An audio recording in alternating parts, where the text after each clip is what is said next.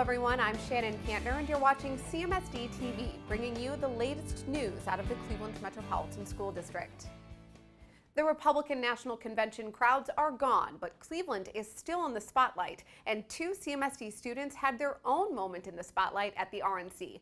Check out my story from inside the queue as downtown Cleveland made history and our scholars became a part of it. The stage is set for the Republican National Convention. Thousands of people will fill the seats here in the queue and fill downtown Cleveland. But before the RNC can officially begin, two CMSD students will take center stage to be part of the opening ceremonies. Allegiance to the flag. 11-year-old Jasmine Torres and 14-year-old Tiajane Williams have recited the Pledge of Allegiance hundreds of times in elementary school, but never on a stage like this. This is my first time actually going on stage without being in school, and I think it's a big opportunity, and I felt great. They told us I did a great job. It means a lot because I feel special.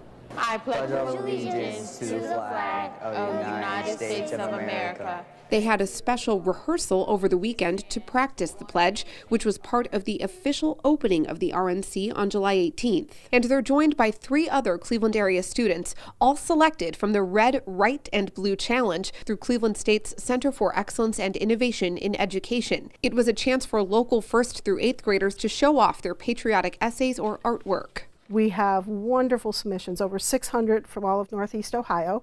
We have everything from little kids in 1st grades drawing their very best pictures to some really wonderful essays from the 8th graders who were really very thoughtful and spoke to issues in America and what they wanted to see. Many CMSD students have their artwork posted all around downtown, but it was Jasmine's letter to a soldier that a local soldier saw hanging in a window. He was so moved that he requested a copy, and that means the world to the R.G. Jones student whose grandfather was in the military. They risked their lives, and they are very brave, and that sometimes people need to show that we recognize them. Tiajane was recognized for her own version of I Have a Dream, explaining how she plans to become an attorney and help those who need it most. But the John Marshall freshman hopes this opportunity helps people right now, inspiring other students to follow their dreams.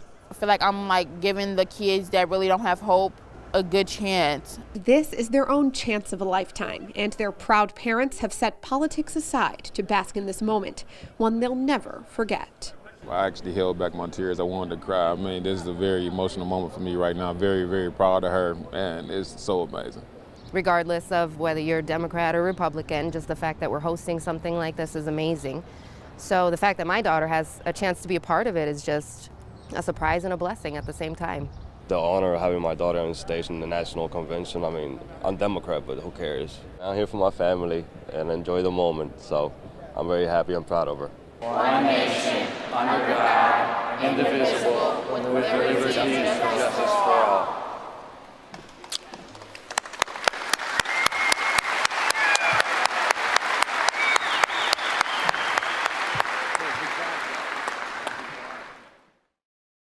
The students and their parents told me this is definitely the highlight of their summer and probably their lives. Reporting from the Republican National Convention at the Q, Shannon Kantner, CMSD TV. The opening ceremonies aired live on national television, and they weren't the only students setting an example for the whole country recently. Scholars at Design Lab Early College High School helped kick off a nationwide tour to build up excitement for the National Week of Making, a White House event that celebrates the creative, determined spirit of makers. Design Lab had a special visit from Adam Savage, former co-host of the hit Discovery Channel TV series Mythbusters. See how he got students inspired and how they inspired him. TV star Adam Savage knows how to bust a myth, and now he can bust a rhyme. Learning isn't passive, it's linking. It's raising ourselves through the awareness of the world around us and raising ourselves instead of sinking, and I think that making is the gateway drug to critical thinking. Well, the kids put me in the recording studio and I laid down some rhymes for one of their beats. That was absolutely terrifying. And it's not something I have done before, so they gave me a completely unique experience here. From robotics to the recording studio, the students and staff at Design Lab Early College High School were proud to show off their school and its many maker spaces. We have robotics going on here today, part of our early college program, where students can take college classes while in high school, and so the visitors got to see students programming robots and building and designing, and they got to see our maker space, which is set up like a wood shop, and 3D printers and laser cutter, lots of great things happening here. It was unbelievable having somebody that I'm used to seeing on TV actually like standing here like next to me and talking to me and having a conversation and telling me my music is good. Like it really like made me like want to put my stuff out there, like, oh my gosh. It really like made me like have a fire spark in me. The visit here is really, really inspiring. I love the germinative aspect of putting the makerspace in here, putting the recording studio in here, letting the kids use it, but also that they're being really upfront about the fact that it's a process, that it's not just, here comes a making solution and now you can do this. It is, we're putting this in and we're building it from scratch and we're hoping for your help and we're taking feedback to make it better. That's really empowering for kids to see that it's a process. This was just one stop on the TV host's tour of Cleveland at the end of April. He was joined by Andrew Coy, a senior advisor in the White House Office of Science and Technology Policy. They helped build up excitement for the 3rd annual National Maker Fair and National Week of Making. The maker movement and making is a process. It's not the goal is not to arrive at a final destination and have it perfect. The goal is to think about what you want to see and make it happen. We just wanted to encourage and say, we think what you all are doing is great. Please do more, keep doing things like turning cardboard into a community. The pair worked with students from schools all across the district on a community maker project at the Great Lakes Science Center. Many scholars were a bit starstruck meeting the man, the Mythbuster, the legend, and it inspired them to keep dreaming and keep making. As soon as I saw the hat, I got butterflies and my hands got cold and I had chills and I was like, oh my gosh, that's him. I was nervous. And then when he shook my hand, I froze for a minute. I felt honored that he actually took time out of his day to come and see us. The Mythbuster definitely left his mark on Cleveland schools, literally. Making is power. When you reach out and you manipulate your world, even the smallest way, you are making your surroundings better, but then by definition, you're making the world better. And that power is something you can continue to do and become a vital member of your family and of your community and of your country. CMSD has many student makers, but we can't forget about our teachers, taking time to tinker with projects that can help students, like an art teacher with a 3D printer at John Adams who wanted to do some good. He mentioned that to his friend, a fellow teacher at Lincoln West, and now a student born with no arms and no hands is experiencing life in a whole new way, just in time for college. Hear why these teachers came together and learn more about this remarkable student who has inspired his peers and teachers all across the district. 19-year-old Christopher Nelson studied hard throughout high school, graduating 8th in his class. I like to work hard. I make sure I don't miss any of my work. A very, very astute student in my class, quiet, and likes to work hard. When he's not working hard on assignments, he's working on his art. Christopher began drawing with his feet in 6th grade. Now he takes requests, creating impressive sketches in just minutes, like this Kyrie Irving portrait. People also think, how can he draw that good with his feet? I can't do that with my hands. He makes it look easy. Though Christopher has no arms and no hands, he has plenty of determination. My first day in the cafeteria, I said, Chris, let me open that milk carton for you, because you can understand how hard that would be for Chris to open a milk carton. He said, no, Mr. Wasco, I got it. I got this milk carton. And he bit it open. He can text off a cell phone. This kid is such an inspiration. And to see all the drawings, for the last 3 years, Chris has brought me drawings almost on a weekly basis. And they adorn my office. And I tell all the other kids, if he can do it with his toes, there is nothing that you can't do. Chris is that type of inspirational kid.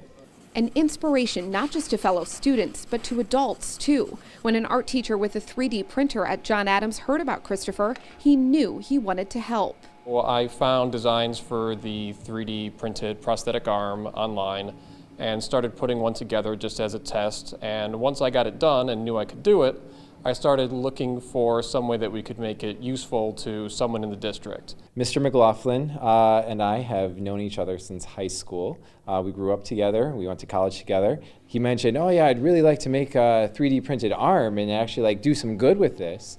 And I said, you know what? I have just the student in our school for that. I took a little bit of time to go over to Lincoln West myself, and I met Chris, and he just really impressed me as a person, and he seemed like someone that would be really good to work with, so we decided to move forward and took some measurements, and I brought that information back here and just started working on taking the designs from what we found online and making them actually work for something that would fit him. There were a few fittings and a whole lot of trial and error. Some of the pieces of the arm take up to 15 hours to print. The whole process lasted a few months, but it worked in time for the end of Christopher's senior year, like a graduation gift that will keep on giving. To see that everything that I'd been doing actually was beneficial to him and that he was excited about it was just a relief for me and really exciting to see him making use of it. I really wanted it to work. I was ecstatic. I was ecstatic. Christopher says he plans to use the arm often in the future as he begins studying computer sciences at Tri-C, but he'll keep drawing with his toes and inspiring everyone with his heart. People say you ain't gonna make it, but I tell them I do, and I also show them. Inspiring stories like Christopher's can be found all around CMSD. At New Tech West, staff and students couldn't just do nothing after the shooting tragedy at a gay nightclub in Orlando left 49 dead and 53 wounded. They came together to hold a teen-focused candlelight vigil to remember the victims of the worst mass shooting in American history.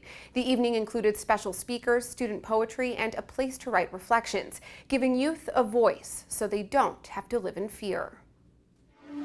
We're marking a really, really tragic event. At Facing History in general, we talk about taking action, choosing to participate, not shying away from difficult things. So I just thought this is the perfect thing for our school to be the organizer for. And we did invite anyone from any school to attend, any teens that wanted to come. We encouraged them to come. So I just wanted to do something for our kids because we do have a larger and maybe more open LGBTQ population than do other schools, where we talk about that more and we have events more. There are people in the community who are there for them. And I just hope that people can mark this and just say, you know what, I'm honoring that this happened and it is horrible and I feel something as a human being. 49 people dead in a gay club in Orlando. When I heard about it, it kind of like made me mad and sad at the same time because I don't understand why people can't just get it through their head that it's not really a big deal to be LGBT. Like, it's just people being themselves. As a member of the community, both being trans and pansexual, it's really important to me. This really had a huge effect on me and an effect on how I looked at the world, and I had forgotten that homophobia wasn't a thing of the past and that it's real and it's killing us. All people need to come together to work for change.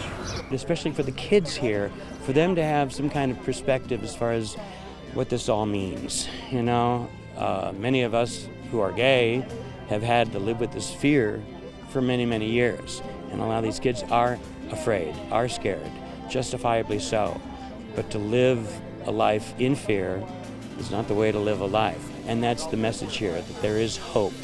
I was floored by the amount of people who came out tonight to be able to support us, and all the hugs and the reassurance and the thank yous that I got were real. It helped a lot, and I feel like I'm walking away from this feeling a little bit of hope where I didn't feel it before. In their honor, live your truth, show your pride, love exists. Summer can be a tough time to plan events, but they had a great turnout there. Summer can also be a tough time for many students and families when it comes to nutritious meals. 100% of CMSD students receive free or reduced meals during the school year. But for the first time this summer, the district is offering free hot meals to all children. In partnership with the Greater Cleveland Food Bank, breakfast, lunch, or dinner was offered at 18 different sites all across the district. Kids 18 and under ate for free, and adults accompanying accompanying them could purchase breakfast for $2.50 and lunch and dinner for $4. I visited several schools to see how the summer meals program helped fight hunger in the community. It's convenient, it's cool, we take advantage of it, we need it, so we come.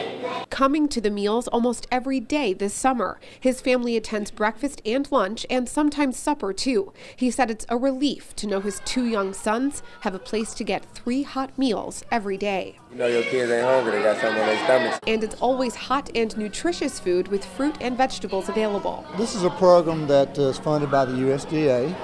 It's something that we wanted to do here in Cleveland. It's not just for our students, it's any child 18 and under. So parents are able to bring their preschool-age children, and the whole intent of the program is just to make sure that we have meals available for kids that might need them. It's the first time the district has offered daily free summer meals for breakfast, lunch, and dinner, and the food services staff say they hope more and more families start taking advantage of it. I'm so happy that we had the opportunity to serve the kids this summer. I hope that we can continue it every summer, and it's very rewarding to know that we're able to provide a meal for them, and that they don't go hungry all summer. We're here, and we do it happily. Helping make every meal a happy meal for the kids and their caregivers. Now, right after the kids eat, they can go outside and play, run it off, go home, and pass out. Most of the sites serve the meals until July 22nd. The first day of school for many year-round schools is July 25th, and most of the district begins classes on August 15th. And speaking of the new school year, during the summer break, our operations staff have been busy getting schools cleaned and repaired and ready for classes to begin again. As part of that work, CMSD is taking advantage of summer break to conduct water testing in schools and administrative buildings across the district. After health concerns in Flint, Michigan drew attention to water quality issues this year, CMSD is collaborating with the city's water and health departments to raise awareness of the issue and to take proactive measures to test and ensure water quality in every CMSD school. That's all the time we have. Thanks so much for tuning in, and for more stories like this, you can visit the CMSD News Bureau online at clevelandmetroschools.org/news. We'll see you next time.